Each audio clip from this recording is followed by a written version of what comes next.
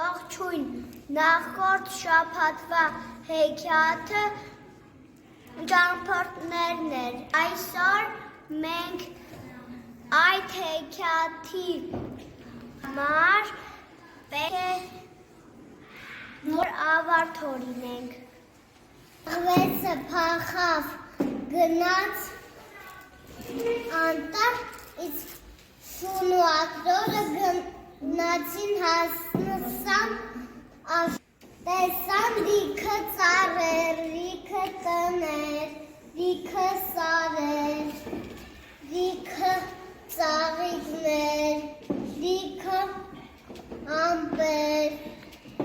մի հատ տարեր։ Եվ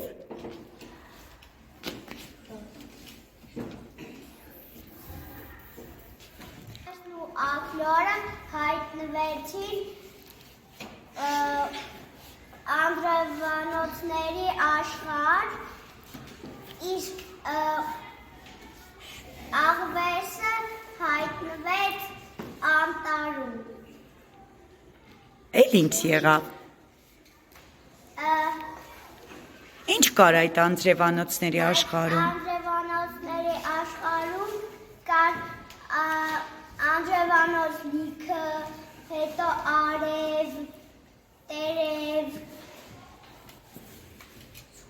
կարծիքով գնացին շոկոլադների աշխարհ։ Եվ ինչ տեսան այնտեղ։ Լիքը շոկոլադ։ Ու Եվ լիքը կոնֆետ։ Այնտեղ չհանդիպեցին։ Ակրորը գնացին փոթորիկների աշխարհ։ Եվ աղվեսին թողեցին անտառում։ Ուժեղ անձրև էր գալիս, ուժեղ երկրաշարժեր։ Եվ Ամեն ինչ ջարդվել էր։ Փոթորիկը աղվեսից ինչ է ակրորին շունի հետևից է գալիս, իրանք ճախկանալով փախչում։ ապրես։ Քով հետո աղվեսը փախչեց մի բացատ, այնտեղ տեսավ մի նապաստակի և կերավ, հետո որոշեցին շունն ու ակլորը գնալ և իրան ճամփորդությունը շարունակել։ Իրանք հասան մի աշխարհ, որտեղ որ լիքը կենդանիներ են ու բույսեր։ Եվ Այդտեղ